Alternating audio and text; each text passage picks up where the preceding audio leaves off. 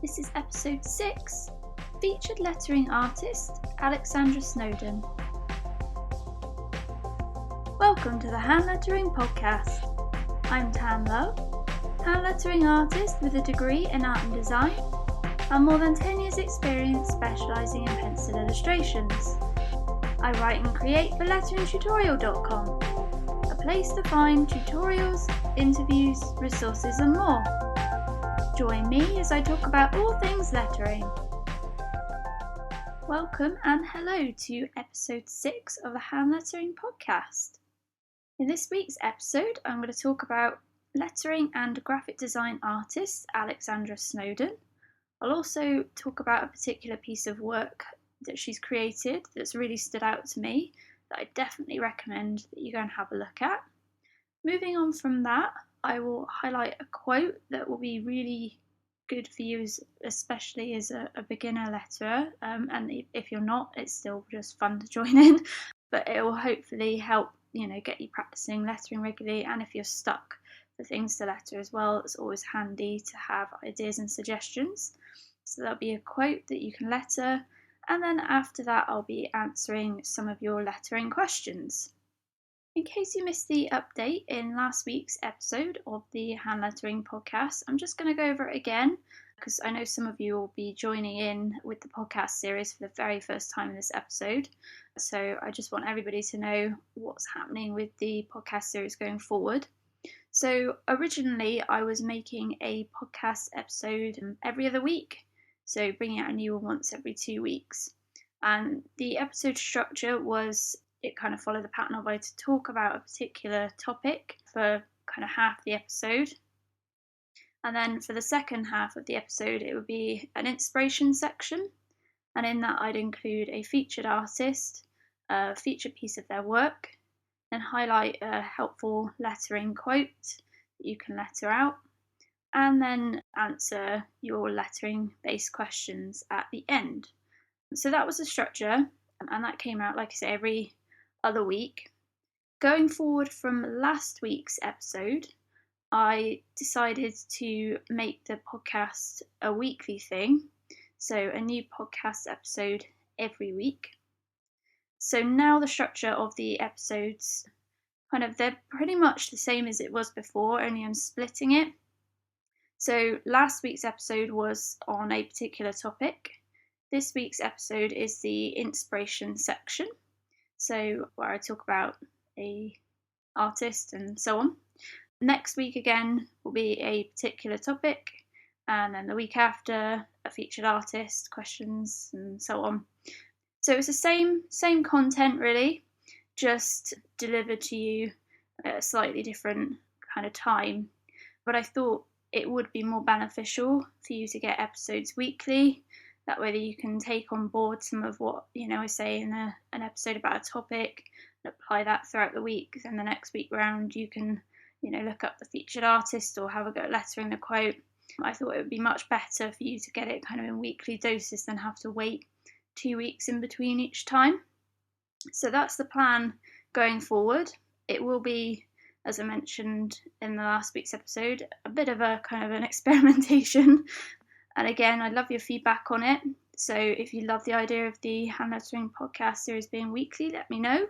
If you really hate the idea, let me know. I always welcome your feedback. You can send your feedback to ask@letteringtutorial.com, or you can always leave a honest review on either iTunes or Stitcher or wherever else you happen to find the podcast episodes, as they are on a few other sources as well. So do let me know what you think and how you find the weekly podcast structure going forwards. I'm happy to kind of adjust it, change it based on your feedback. I obviously want to make it as good for you as I possibly can, so do let me know what you think. So let's move forward then, and I'll talk a little bit more about Alexandra Snowdon. Alexandra Snowdon is a lettering and graphic design artist from the UK. She began her art career by going to college and studying art there, and then I think quickly moved on into a job in graphic design. From the sounds of things, she wasn't too keen on the digital aspect of graphic design. And I think there's a certain kind of cut-off point where, I mean, when I was at school, you were taught things on computers, but it was pretty vague, really, what we got.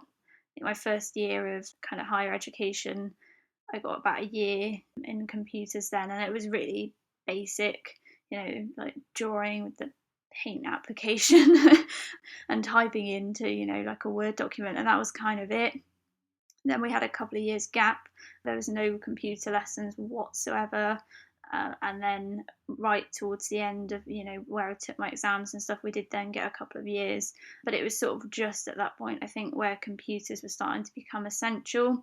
And I guess if you were perhaps, a couple of years older than I am, you wouldn't have had it really at all. They weren't really a necessity at that point. So I can definitely understand why people don't always like to embrace the digital aspect of things in art.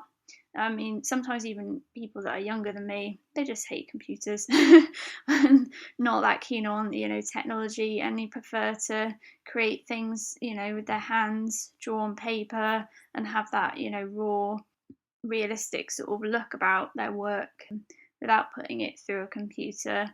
So that's perfectly understandable that Alexandra wasn't perhaps too keen on the digital aspect of graphic design. After a while, Alexandra decided to go back to uni part-time and specialise in graphic design again. Whether this was to perhaps open up some more doors in graphic design, or maybe even to learn, using technology in a more desirable way, because, perhaps her graphic design job was sort of limited to certain things, I don't know. Either way, she went back to university and did a part-time degree in graphic design and came out with a first. Well done. That's a big achievement to get a first at university. You can't get better than that as an overall score. And then shortly after that, she launched her own design business, specialising in graphic design and lettering work, and has built up a reliable client base, and her lettering gets featured on products that other people sell, so that's pretty cool. Lettering work often features illustrations to support the lettering, and the two complement each other very, very well with her work.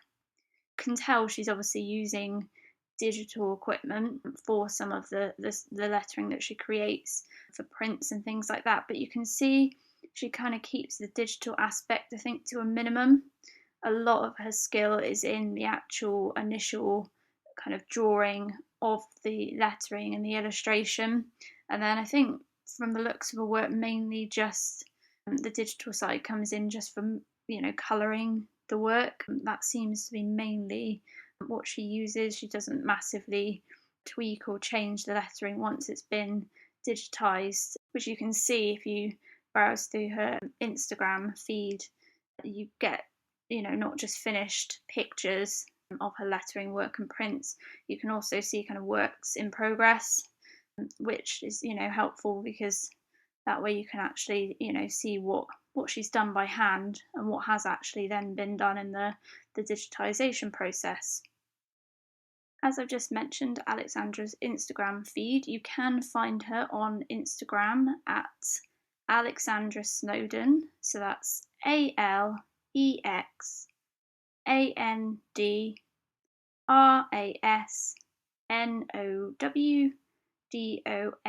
But I will put a link to her Instagram account in the show notes for this episode.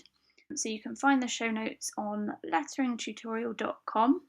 And then if you click on podcasts from the menu, there'll be a list of all the podcast episodes there. Or you can go straight to letteringtutorial.com/hand lettering podcast 6, and that's a numerical number 6, and that will take you straight to the show notes for this episode. So you'll be able to find then a link to Alexandra Snowdon's Instagram feed, website, and the featured piece of work that I'm about to talk about, all under there. It was pretty tricky to pick out a piece of work to feature from Alexandra Snowdon's Instagram profile, because she loves to put up kind of quotes and powerful words. They all just stand out. That was the trouble. They were all so good. Lovely illustrations with them. A lot of kind of vintagey looking letter as well, which I'm a complete sucker for. I really love vintage lettering. So it was very, very difficult to pick a sort of one piece that stood out. But like I say, you have a link to her Instagram account, so by all means go and have a look at all of her work, because it's definitely worth checking out, especially if you want to kind of do lettering with illustration. So the piece of lettering and illustration that I finally settled on to feature in this episode is a piece that quotes "Collect moments, not things." And the lettering is over the kind of the top part of a hot air balloon, and then you've got the hot air balloon as the sort of illustration above some mountains, trees, and in front of a really pretty starry night sky background. I think it's a really, really lovely piece of lettering. Although it's got some nice illustration going on in it, it's not too much to take your attention away from the lettering and the quote, which is obviously the sort of important part of that work. So it doesn't distract you from the message and the lovely kind of old-fashioned style lettering that she's used. It's just a really great piece. So that's one of the reasons why I ended up choosing that one as the featured piece of lettering. The other was because she's put up a work in progress picture of the kind of the lettering for the balloon, the "Collect moments, not things." So it's really nice to be able to see that in pencil detail. And like I said, you can obviously see how she's got from that drawing to that final piece. And she hasn't changed, a great deal, especially, with the lettering. And I think that's important to see, especially as you're developing as a letterer. Sometimes you see these amazing pieces that have been digitized and printed out, and you really do question how much is authentic and how much has been done by hand, and then how much has actually been done, the computer side of things. But you can clearly see that sort of gap and that step between with that piece of work. So that's the other main reason why I chose Collect Moments, Not Things. And again, like I said, I'll pop a link to that in the show notes, so you can find it nice and easily. And I will pop a link as well to the work in progress image, so you can see kind of how one got to the other. You can also have just spotted in the feed see a close-up of the trees and the mountain, which I believe she used in the same illustration, so that's great too. That was a nice surprise find there. I was just scrolling down, so you can even see how she's drawn the trees and the mountains, and again, not much of that has really been tweaked at all at the digitization stage. It's literally just kind of colour that's been changed in the background. I think there's a little bit of texture on the background, I think. So that's really nice to see that the majority of her work is done by hand. So definitely check out Alexandra Snowdon. Her work is fantastic. She seems to be putting up work pretty regularly as well, so she'll be regularly inspiring your Instagram feed if you happen to follow her. I'm going to move on to the inspiring quote now, which I'm going to recommend to have a go at lettering. Like I said at the beginning of the episode, if you're new to lettering, it can be a struggle sometimes to find things to letter that aren't going to completely overwhelm you or be a bit too much to start off with. As I've probably mentioned a number of times before now, the general rule with lettering is to try and stick to things 10 words or under. Any more than that can be a real challenge, especially if you're trying to letter it in different styles. So these quotes are aimed at being great for beginners, but they're also helpful for anyone of any level. It doesn't matter how good you are at lettering. There are going to be occasions where you just lack inspiration, you can't think of anything to letter yourself, or you just want a fun challenge to do every couple of weeks. So the quotes are here for everybody, but they've got beginners in mind with length generally. I probably will throw a mean one in every so often and do a really long one to challenge you a little bit. But as it's a new year, and I'm imagining there's a good amount of you that are starting hand lettering from scratch, brand new, I'll be kind in this episode and I'm going to give you quite a nice short quote to have a go at lettering. Just mentioned, like, starting lettering from scratch new, as it's a new year when this episode is first gone live. And last week's episode was all about that. The episode title was starting something new and following it through. So it's all about those new things that you start up at the beginning of a new year, and then ways to help you keep going with them, because I know how difficult that can be sometimes to follow something through. And it's also aimed at starting something new anytime at any point in your life. So this isn't just about, the fact that it's January at the moment when this first airs, whether it's 2 years' time or 6 months' time, it doesn't matter. You always are starting new things. So I thought this quote seemed appropriate with that kind of current theme at the moment. So the quote is, "Every day brings new choices," and it's by Martha Beck. So it's a nice short one, 5 words. So it's not too bad at all for lettering with. It gives you the option of lettering it in calligraphy. You could do that with brush lettering and it wouldn't look too overcrowded. Or you could go with the illustrative lettering approach and draw out the letters. You've got a couple of words there that you could pay significant attention to, things like choices, brings. You can really place some highlight on those and try a different style, whatever you fancy doing really. But have a go, challenge yourself if you want to, perhaps try and letter in a new style that you haven't tried before. There's many options that you can do with it, and you can either keep your results to yourself or if you'd like to, and like a few others have been doing, you can actually share what you create with me, and I would really love to see it. I really enjoy seeing all of your lettering that you do of these quotes that I recommend. If you would like to share what you've created with me with this quote, or any lettering work that you do for that matter, I'm always interested to see. The best ways to do that are to tag me in your work. Now you can do that on Instagram. If you use @letteringtutorial, you can tag me. If you use Twitter, it's @letteringtut. That's TUT on the end because tutorial wouldn't fit. I think I could get tutoria, which doesn't quite have the same effect, so I won't put tut in the end. Or if you go on to facebook.com/lettering tutorial, you can share your work on the lettering tutorial page there, and I'll see it that way.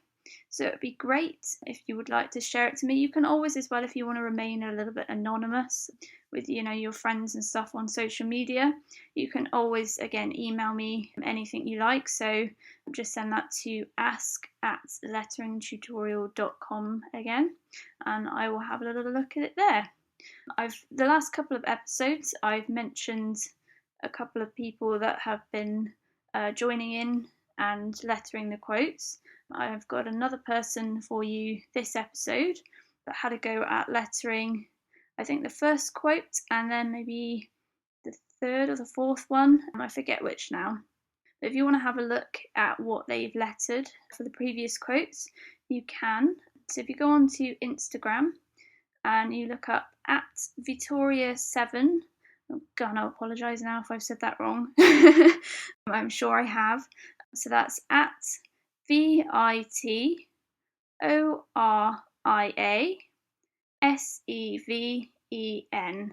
I'm sure there probably is a different way of pronouncing that.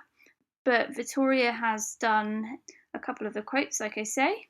So it's really good, I think, for you to see what others are doing as well, the different styles that people use. and it shows you the kind of variety you can get from lettering. Just suddenly thought there and then, actually. I think if I start to perhaps get a couple more things shared with me of the quotes that you do, it would be great to maybe put together a little gallery on letteringtutorial.com of your work. I have been taking screenshots of all of the ones that you've tagged me in because I like them.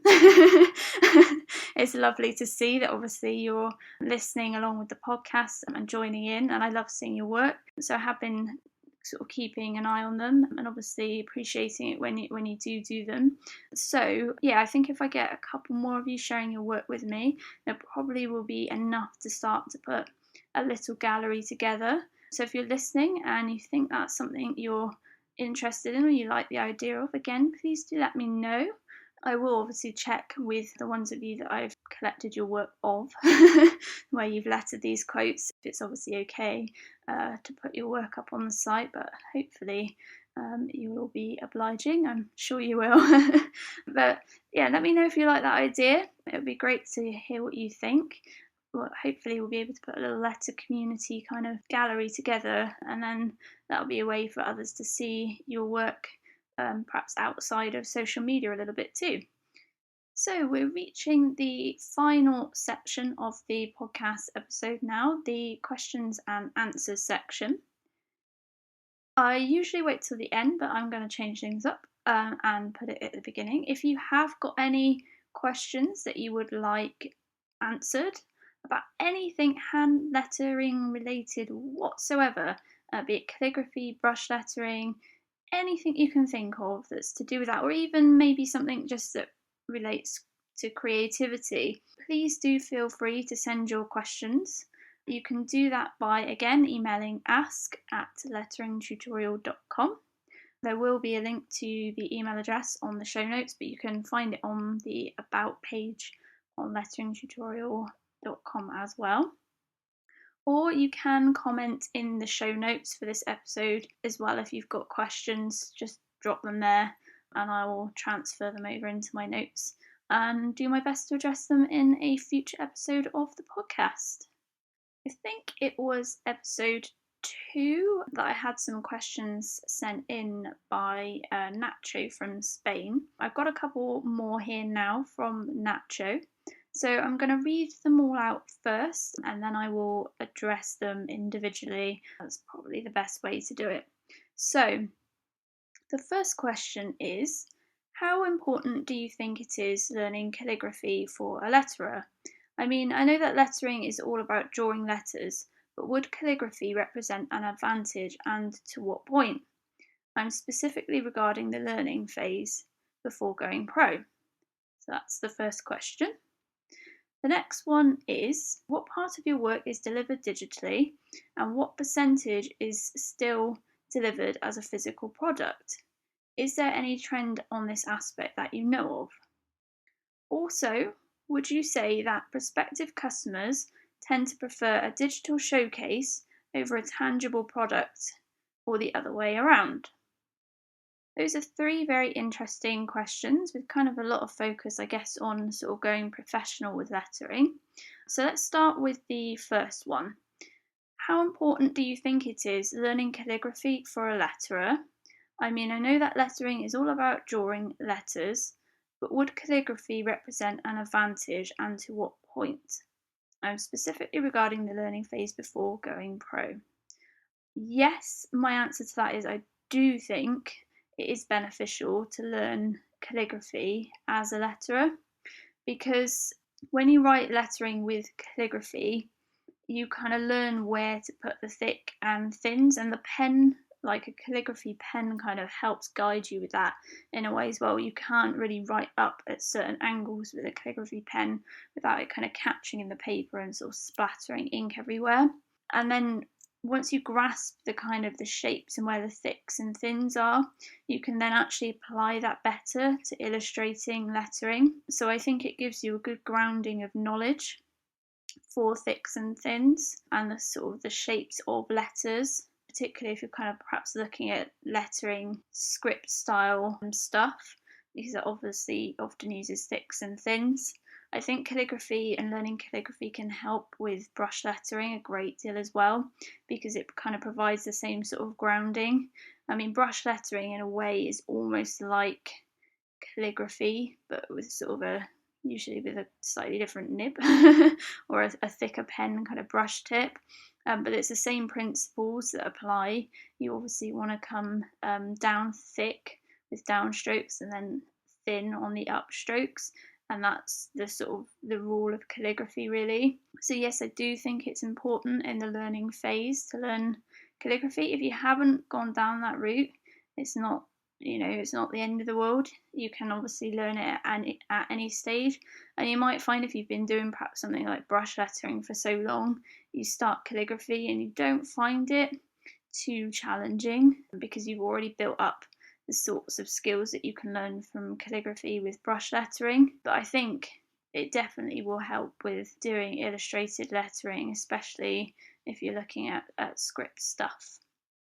So for the second question, what part of your work is delivered digitally and what percentage is still delivered as a physical product? Is there any trend on this aspect that you know of? So most of the work that I've done has been 50-50 really. So I've delivered digital logos before, but then I've also delivered physical products with those logos on. So things like cards, menus even. I think in the majority of cases, you will need a digital version for a product because often that's how it ends up getting printed onto something else. So I'm trying to think of some examples. So say a company wants a stamp, a good old-fashioned stamp that you ink, stick in ink and press down onto a page repetitively for their logo or something like that. Most companies now will require a digital image to create that stamp in the first place. Or if, say, somebody wants some business cards doing, and they want, part of the contract is essentially that they get the physical business cards as well, you'll still need that hand lettering in a digital form to send, obviously, to the printers to get the business cards printed. So in nearly all cases, you will definitely need the digital product, not just a physical product as such. There'll be a few cases where that won't apply. So I once did some lettering in a shop on the checkout at the front, and there was obviously no digital version of that. I drew out the design on paper first. I then cut out some big stencils and then painted kind of in and around that. So there was no digital copy or anything for that. They'd obviously seen some of my work online first though, again in a digital form, to kind of make that decision to have me, paint their checkout area in their shop. You might find perhaps, particularly with the chalk lettering, where businesses will perhaps ask you to come and do some chalk lettering. That again is a physical product, but there's not, I'd say, many cases now where people will ask for something just, on hand, that you can hand over that's perhaps the one of a kind product, unless maybe you sell things on perhaps somewhere like Etsy or somewhere like that where you can obviously sell one of a kind lettered pieces that are the original version. But again, most people will make prints of that sort of thing and sell the prints because it works out better time wise and more economical for their time. So I hope that answers that one. It is a bit to consider really. It depends on what you're lettering in a lot of cases. The final question was also, would you say that prospective customers tend to prefer a digital showcase over a tangible product or the other way round? So I think with the internet being as big as it is nowadays, people will want to see your work from all over the world. People don't necessarily work within the realms of their town or their city where they live. I think it's probably important again to actually, I'd say have both so that you've got the option. So if you've got a business, where people can walk in off the street and have a look at your work, perhaps you'll want to have some, some letterpress goods there with your work on them to show them, and even some work in progress sketches so they can see, your work as it develops. And then you will want a digital collection as well, because there'll be people that won't be able to, find you that way, that might be interested in your work. So I think it is important to know about both avenues. I definitely think it's worth knowing as much as you can about getting stuff printed, so that you are prepared if somebody, wants the whole kind of package.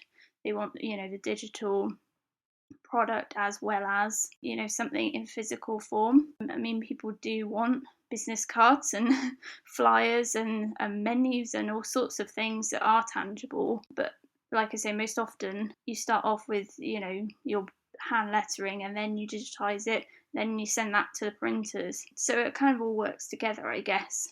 I hope that makes some sort of sense with those last two questions. A lot of it does depend on what client you're dealing with and what they're looking for. Most often, people will just perhaps want a digital file for their logo, for their website, and then you'll get the odd person that perhaps wants, a set of business cards with their logo on. So it's working out what you want to do, because you don't necessarily have to offer printing options within your business as well. You might just offer things digitally. You can offer a template of a business card, but you don't necessarily have to offer the final product of the business card. You can leave it to the customer or the client to then go and get that printed somewhere else. It's your call, really. That's it now then for this episode. I hope you've enjoyed this new kind of structure of working.